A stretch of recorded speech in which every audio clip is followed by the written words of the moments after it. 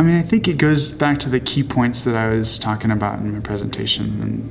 And I think that the issue, the biggest deal about climate change is that it's happening so fast. If it was happening slowly, we could adapt, and it would not be incredibly costly. But it's happening so fast that kind of gets lost in the weeds. Where it really hits me is that it's going to cause a lot of suffering in the world. And it's happening so fast, and it's going to take so long it's going to take a lot of effort to adapt. It's going to cause a lot of suffering. And I think that that's where it really hits me on kind of a moral level. Like, this is wrong. Science has decided that 2 degrees Celsius is the threshold we should shoot for. And I know that there's a lot of people out there who think 2 degrees is not a good enough threshold. And I agree. But even so, you look at the numbers that you shared with us, and I mean, when you're looking at, we have, 15 years left if on the pathway that we have now, on our current trajectory, yeah, for the carbon budget that allows us to stay under 2 degrees Celsius.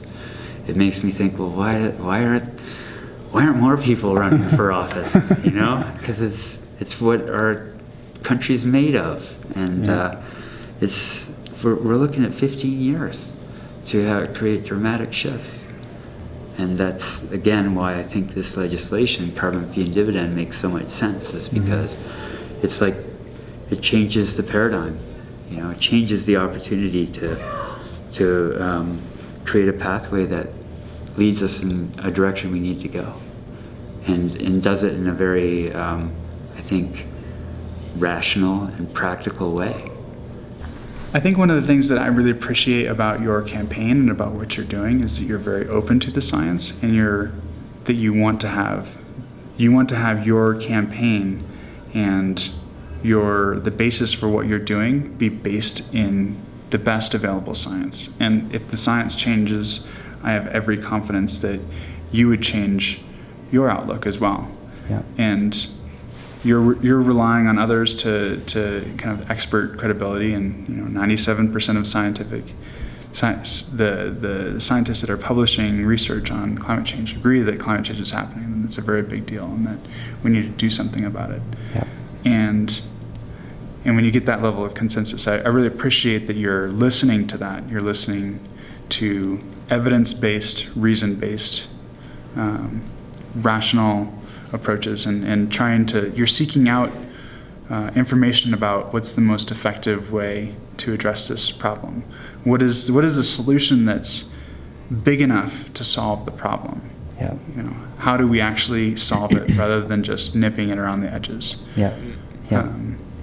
And so I appreciate that your focus is there on trying to actually solve it, and trying to use all of the tools that are available in this world to do that. If you're based on facts and evidence, you're on the right path.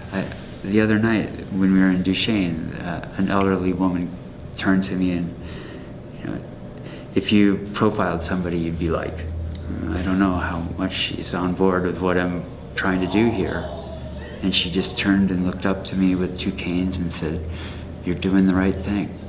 And that's I feel like I am. Mm-hmm. And I feel like it because I'm trying to stick to what's the evidence is showing us. I'm trying to not throw some pie in the sky idea out there. This is proven to work in other parts of the world. It's a very logical thing for us to do, and the science is so important to get that out there, and for you to be able to do that and help deliver that science is I think is critical to an effective message.